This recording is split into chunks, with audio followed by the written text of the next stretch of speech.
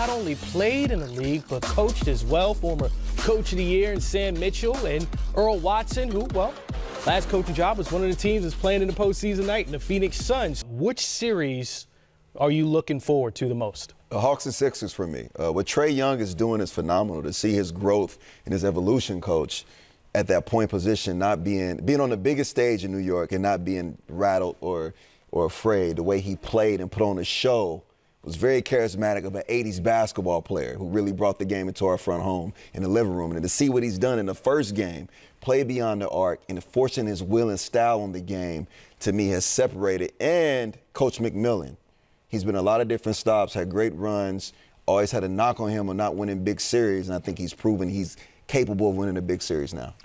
I think they found something, the Clippers, and sometimes you have an equation so big in winning, you look at all the most difficult parts of the equation to find the sum. And the truth is, sometimes the most simplest thing. The Clippers found 0.5 basketball. They have 0.5 of a second to pass a driver to shoot it, and they passed the ball very well in the game 7, and they made each other better. So passing in this series is going to be key. How quick can you deliver the pass on time and on target for three-point shots and move the ball inside out, or sometimes drive and kick on the perimeter? You have to be disruptive. And what I mean by that, you have to have a new offensive strategy. You have to have a new defensive strategy because you have to give hope to your team, because if you don't, the team will lose faith in you in the locker room. And then lastly, Coach, I will be sitting with my analytical team. It's like, this is when I need you. I don't need you to tell me where to shoot from. I need you to tell me where they are inefficient from. Exactly. Where's Katie? That shot chart had everything going to the right. What is it at for the season? Why is he not going left?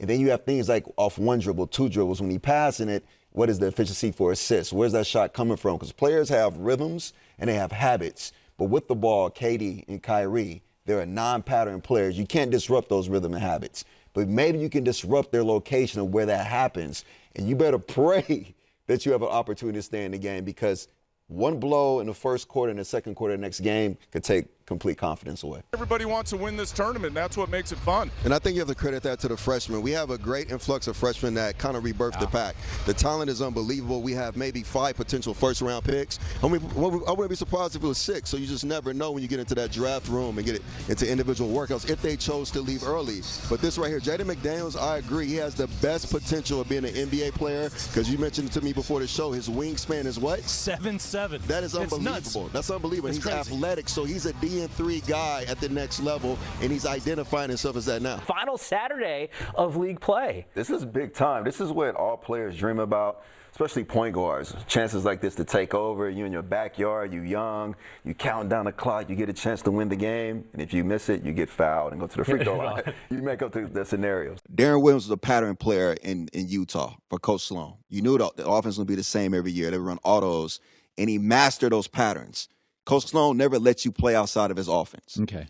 LeBron James is an innovator. He's a quick thinker. He's the maestro of basketball. He controls every orchestra on the court, and how he takes over games and creating throughout the flow of the game is a fluid puzzle thinker. I think they were efficient, and one thing they did, Coach, which we know in points per possession analytically, they got to the paint, which they got to the rim. They got to the foul line and the corner threes.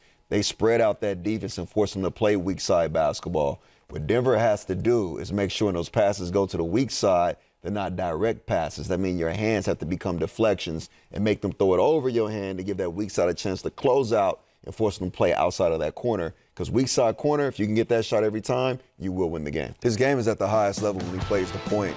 He plays the floor of the game. He's in the young guys. With having Devin Booker, he doesn't have to do so much so early and too soon. He's building confidence within the team, within the game. And then when it comes time to close, Coach Mitch, he is closing in isolation, which there is no defensive strategy for that. He's getting to that mid-post shot, the little floater, the elbows, the paint, the runners, the one leg, and left wing three, the isolation on Paul Millsap.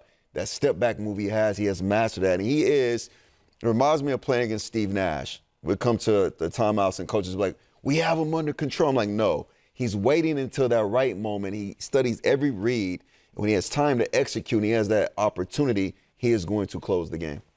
How important is Gotch going to be if this team is going to have success on the floor against Oregon State?